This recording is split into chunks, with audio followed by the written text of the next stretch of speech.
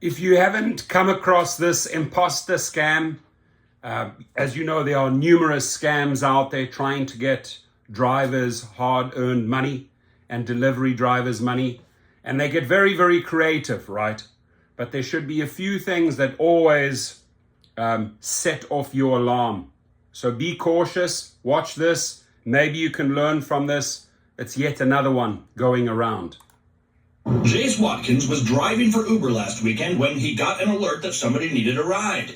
But en route to the pickup, Jace got a call from somebody who claimed they were from Uber Corporate. The ride needed to be canceled because there was a problem. We had two of your passengers call in and complain that they were uncomfortable because you were not the person on the profile picture that was driving the vehicle. That is a serious allegation that could cost Jace his job, and he needed to act quickly. We need to verify your account. Let's pause there, because to understand this next part, you've got to understand how Uber works.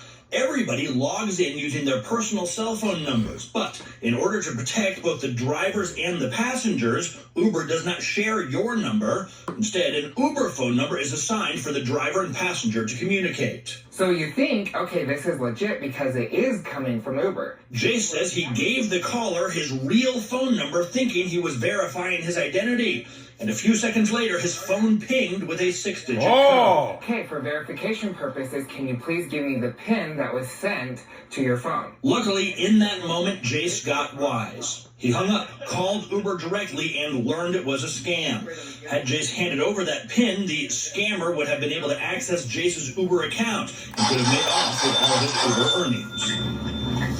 Jace says he called me in the hopes that his experience will help other drivers avoid being ripped off. You're not thinking, because you're being threatened with deactivation. I reached out to Uber, which told me they have been victims of these so-called imposter scams. Imposter scams! And they say that these scams evolve as Uber evolves its security protocols.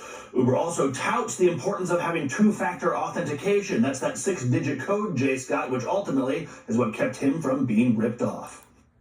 Thank you for that great report. We appreciate you, Gephardt.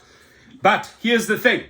Has Uber done anything about this, right? These things have been circulating for a long time. Have they tightened up their security? Have they actually helped drivers keep their money safe? I say no. Because again and again and again, I mean, it's a multi-billion-dollar company, ladies and gentlemen, right? Surely they should know that there are numerous scams going around. And if there's scams going around, spend the money on protecting your drivers. They're certainly going to protect their own cash going into their own company accounts, right? But make sure you spend money in the right place. And that is tighten up your security, your cyber security, your app security, and do not allow these imposter scammers, whatever you want to call them, to get into our accounts and to take our hard-earned money.